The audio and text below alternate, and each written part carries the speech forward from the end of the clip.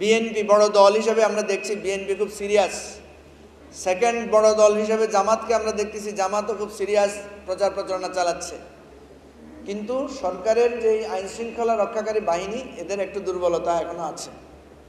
Election হওয়ার ব্যাপারে সংশয় নাই, ইলেকশন সুষ্ঠু হবে কিনা, সুন্দরভাবে হতে পারবে কিনা, এটা নিয়ে সংশয় আছে।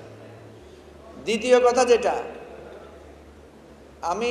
আমরা যে জোট করছি, আমার পজিশন অত্যন্ত স্পষ্ট। আপনারা জানেন বিএনপির 4 থেকে 5 জন নেতা আছেন, ওনাদের শক্তিশালী অবস্থান আছে, ওনাদের ফলোয়ার আছে, ওনাদের ত্যাগ আছে, স্যাক্রিফাইস আছে। সবাই যদি ঐক্যমত থাকে, ঐক্যবদ্ধ থাকে, কারোর মধ্যে যদি কোনো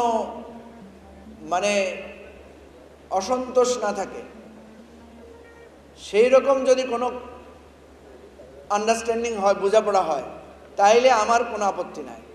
কিন্তু আমি কারো মনে কষ্ট দিয়ে, কারো অধিকার ক্ষুণ্ণ করে, কাউকে অপমান, কাউকে বঞ্চিত করে এই ধরনের কোনো সমঝোতায় আমার ব্যক্তিগত আপত্তি আছে।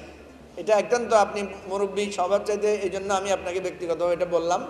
যদি সবাই মিলে একটা হৃদ্যতাপূর্ণ জায়গায় আসে, তাইলে হয়তো সেরকম কিছু সম্ভব হইতে পারে, এবং সেখানে গুরুত্ব পাবে আমাদের রাষ্ট্রীয় নীতি, সংস্কারের নীতি, অন্য কিছু না। শেখ হাসিনা যত তাড়াতাড়ি আসে ততই তো আমাদের জন্য ভালো।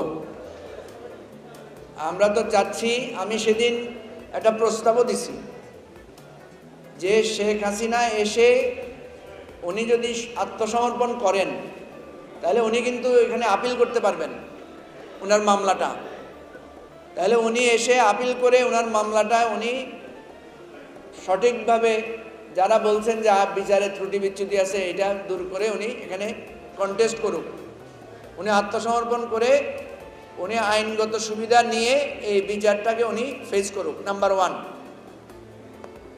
এইটার জন্য আমি একটা প্রস্তাব দিছি, প্রয়োজনে আওয়ামী লীগের নিষেধাজ্ঞা প্রত্যাহার করে আওয়ামী লীগও নির্বাচনে অংশগ্রহণ করুক। 2টা শর্ত, শেখ হাসিনা আসবে, আদালতে আত্মসমর্পণ করবে, আপিল করে ওনার বিচারটা উনি কন্টেস্ট করবে, আর আওয়ামী লীগের নিষেধাজ্ঞা যেটা আছে ওটা প্রত্যাহার করে আওয়ামী লীগকে নির্বাচনের সুযোগে, অংশগ্রহণের সুযোগ দেওয়া হবে। আমাদের যে আমাদের এই নিরাপত্তা উপদেষ্টা গেলেন ইন্ডিয়ায়, কালকে রাত্রে ওনার সাথে একসাথে আমরা রাত্রে ডিনার করছি। ওনাকে আমি বলছি যে এই 2টা আপনি দেখেন নেগোশিয়েট করতে পারেন কিনা, তাইলে আমাদের 2টা জিনিস আমরা বেঁচে যাব। একটা হচ্ছে শেখ হাসিনার বিচার নিয়ে আর কোনো সংশয় থাকবে না সারা দুনিয়ার, পৃথিবীর, যে আমরা যে একটা গণহত্যার সঠিক বিচারটা করছি, এটা করতে পারবো। 2 নাম্বার হচ্ছে এবারের ইলেকশনটা সারা যে খুঁতটা আছে, এই খুঁতটাও দূর হয়ে যাবে।